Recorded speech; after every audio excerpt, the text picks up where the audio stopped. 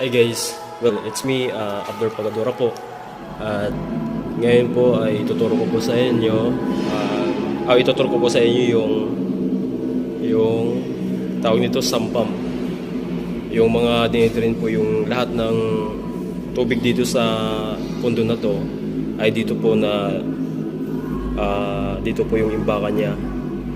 Ayan, yun po yung tinatawag siya na sampam or sampit.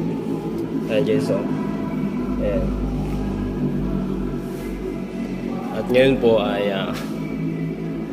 ituturo ko po sa inyo kung paano po siya i-operate by operate.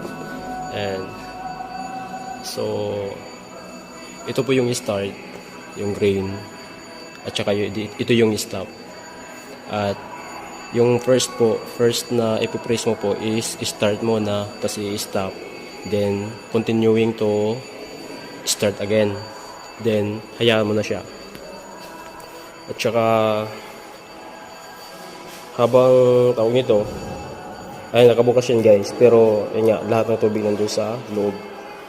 Ayan, sinarado ko na kasi para secure na po. At saka yan, hindi mo siya pwedeng iwanan kung ito'y umaandar yung machine ng sampam.